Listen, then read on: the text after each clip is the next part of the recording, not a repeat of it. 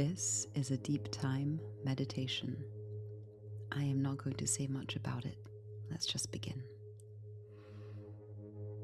Start by getting comfortable, lying down on the ground, on your bed, on your couch, somewhere where you can get yourself cozy and where you can gently begin to close your eyes.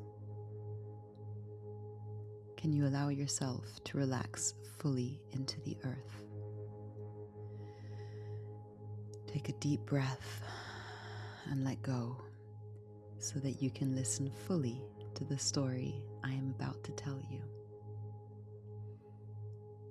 As you breathe, connect with the aliveness of this present moment. As you inhale, feel the molecules of oxygen absorbing into your lungs. Many cultures around the world have creation stories. For me, one of the most beautiful and wondrous creation stories comes from our Western world and what evolutionary science has uncovered about our origins. This is a story of how we all came to be here and how we are connected to all life on Earth. This is the story we share with every species and with every form of life you will see around you today. Let's travel back now to a singular event that may or may not have happened, but for the sake of this journey, let's imagine that it did. Imagine you are standing under a starlit sky, and before you is a deep, deep well. Peering into the well, you see a universe of stars also in the well, swirling in an inviting darkness, mirroring the sky above you. You slowly kneel down on the ground and you slip yourself into it. Feel yourself fall down deep as if pulled by the gravitational force of the earth. Merge with the mystery of night. It's now 14.7 billion years ago, and you're watching how out of the darkness, in the billionth of a second, there was a primordial explosion of sheer force. This was the Big Bang. I was there, you were there, we were all there in that beginning, and so was everything else. All the atoms, all the energy, all the substance that make you up right now were there, curled up in that original nucleus of life. Energy attracted energy and formed atoms spinning like dragonflies, dancing through space and time, working at the speed of light over millennia, condensing and swirling into clouds of billions of galaxies, celestial murmurations swooping over the matter of space-time.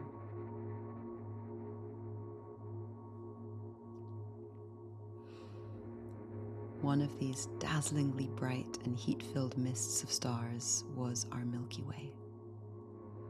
And halfway along one of its spiral arms, like octopus tentacles in a whirlpool, our sun was born, an eddy of energy folding into itself, held in space, exploding flares and ribbons of fire. As other stars exploded, they sent great swirls of gas towards our sun star. You were there too, do you remember?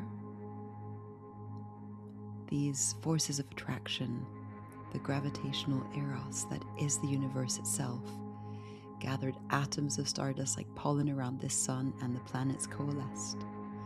One of these tumbling masses of matter and gas, where it was perfectly not too hot and not too cold, was to become our home. To help our minds grasp the cosmic timescales I'm speaking to here, imagine the Earth as a woman of 46 years of age.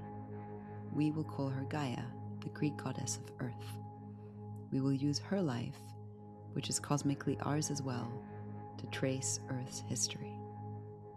Gaia then was born as a fiery mass of molten iron and metal spinning around the sun. She developed a thick crust over her molten luminescent body. Comets curved into her solar system and provided water to douse her chasms and canyons, some possibly carrying elemental molecules, and perhaps even the greatest mysteries of organic life. Witness now a massive planet crashing into Gaia and sending shards of molten debris shooting out of her into an orbit which will eventually coalesce into that opaline moon we know so well. The sea on her surface is light green, reflecting a pink methane sky.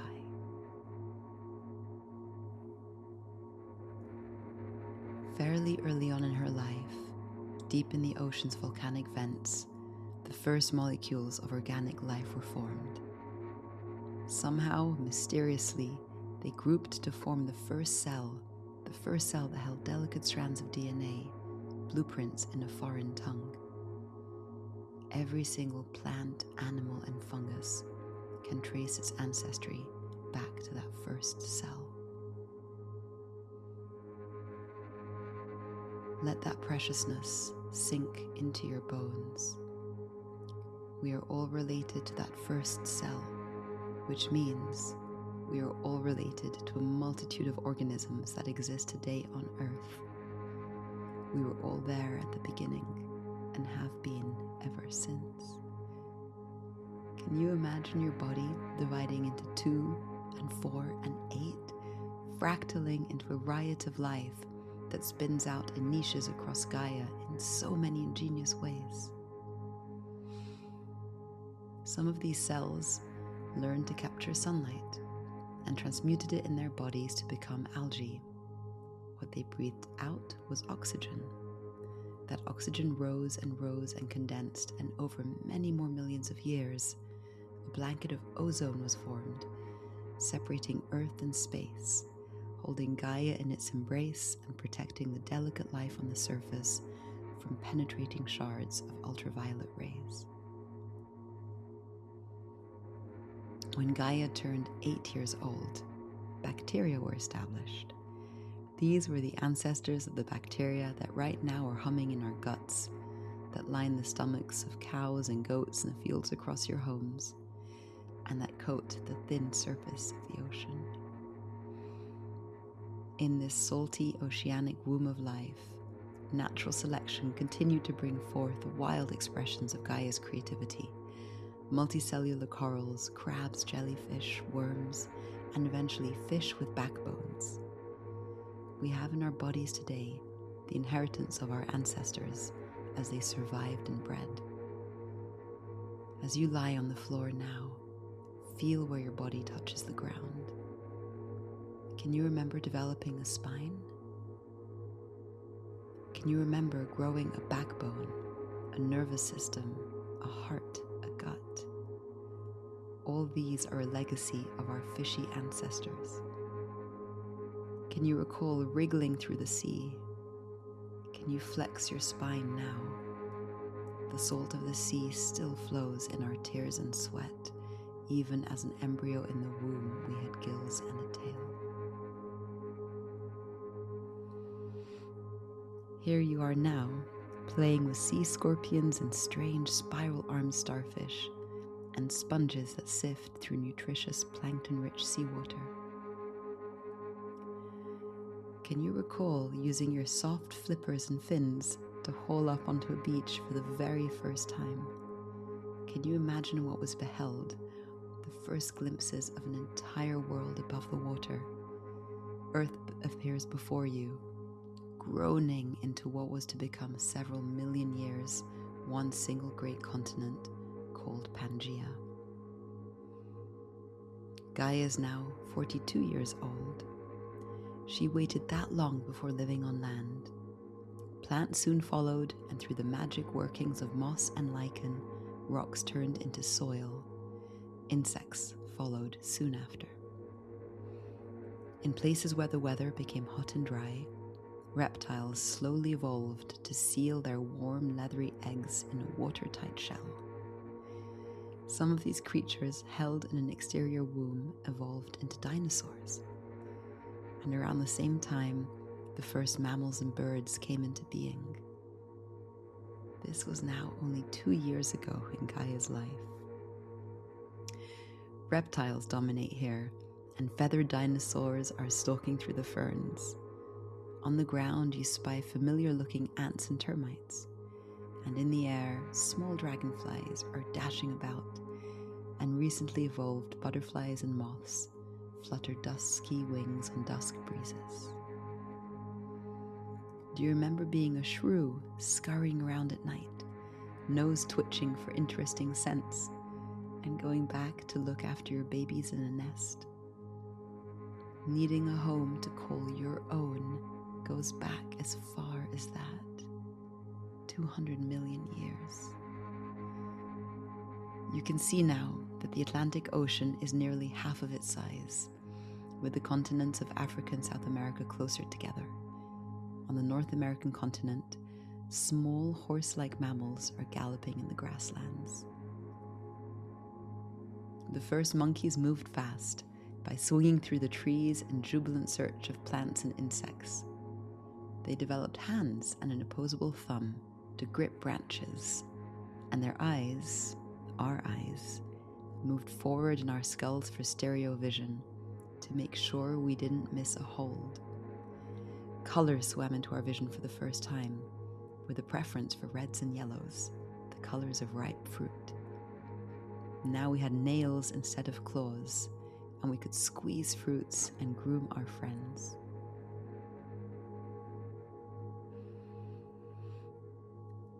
Only 3 months ago in Gaia's life, we became great apes and began to use tools with social skills and intelligences honing in. 3 weeks ago, we split off from the other primates as the climate changed and the forests of Africa began to shrink. 10 days ago, the first hominids walked on 2 feet and began hunting game and animals. We wandered and moved our homes as the seasons changed.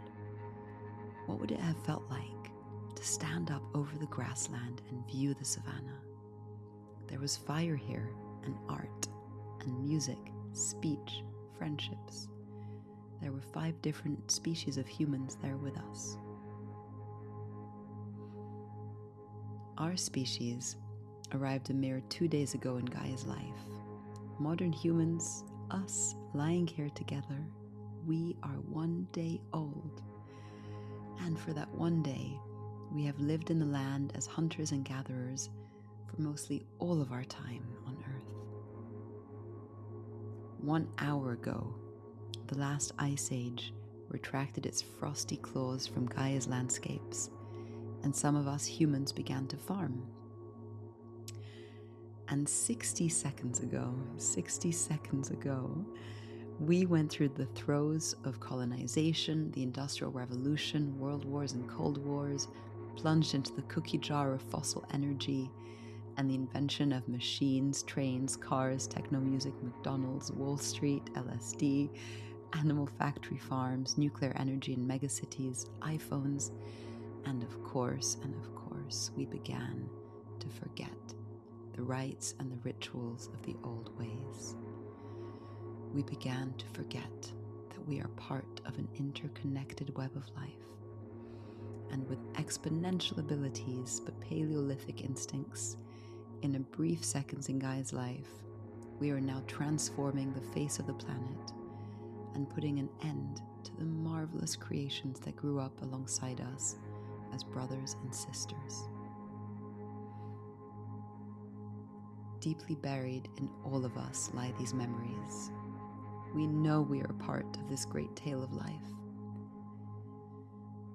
Drop now into your bones, where they lie within your skin, into deep bone memory, tunnels of marrow that carry an ancient song. Feel behind you, standing your ancestors, your grandparents, and their parents, and their parents, stretching far back all those who came before. Breathe slowly. Be attentive to the story of deep time that lies inside of you, in the chemical elements that are the foundations of your body, in the multitudes of living bacteria in your guts, in the nucleated cells that power you with energy, in the ancient blueprints of your backbone, in the ancestral eyes that illuminate your sight. You are a living manifestation of the well of deep time. The echoes of the deep past and the interdependence of the living present are in you. This is your wider body, your greater self. This is your origin, your lineage. Feel how precious that is. Can we use this to reimagine who and what we are?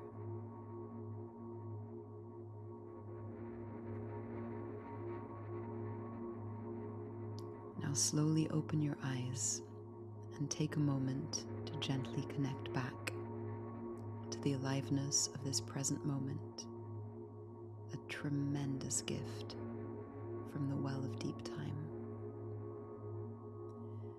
I will end with a poem from the Radiant Sutras. The air I am breathing was exhaled in ecstasy by an ancient sun.